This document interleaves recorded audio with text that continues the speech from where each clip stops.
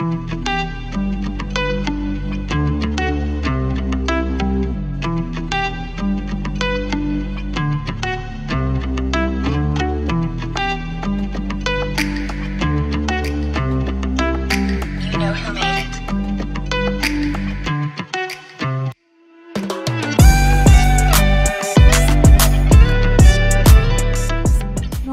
বন্ধুরা, আশা করি সকলে ভালো আছেন।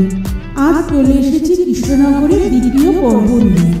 আমরা সকলেই জানি কৃষ্ণনগর শহরটির বিখ্যাত রাজা কৃষ্ণচন্দ্র, তার রাজবাড়ি, গোপাল ভাঁড়, সরভাজা, সরপুরিয়া ও মাটির পুতুলের জন্য।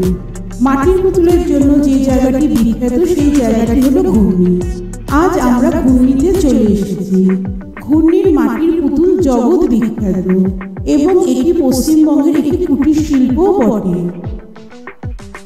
রাজা কৃষ্ণচন্দ্রের আমল থেকে এই মাটির পুতুল জগৎ বিখ্যাত।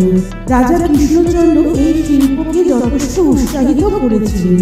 সেই সময় নাটোর থেকে বিভিন্ন মৃৎশিল্পীরা এসে মাটির পুতুল তৈরি করত।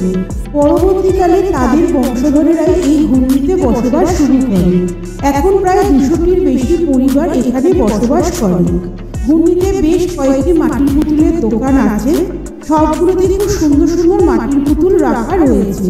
পুতুলগুলি যেমন সুন্দর তা তেমন কারিগরি গুণ।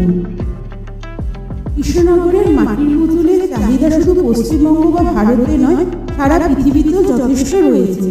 কিন্তু এখানে সরকারি উদ্যোগ কম থাকায় শিল্পীরা সেরকম উৎসাহ পাচ্ছে না, তাই এই মৃৎশিল্প যথেষ্ট পিছিয়ে পড়েছে। কিন্তু পুতুলগুলির সৃষ্টি খুবই সুন্দর এবং অভূতপূর্ব। এখানকার মাটির পুতুলগুলির দাম আমার ঠিকই মনে হয়েছে। আপনারা ঘূর্ণিতে এসে মাটির পুতুলগুলি ঘুরে দেখতে পারেন এবং কিনেও নিয়ে যেতে পারেন ঘর সাজাবার জন্য। আজকের ভিডিওটি তবে এই পর্যন্তই রইল। আবার দেখা হচ্ছে পরবর্তী ভিডিওতে।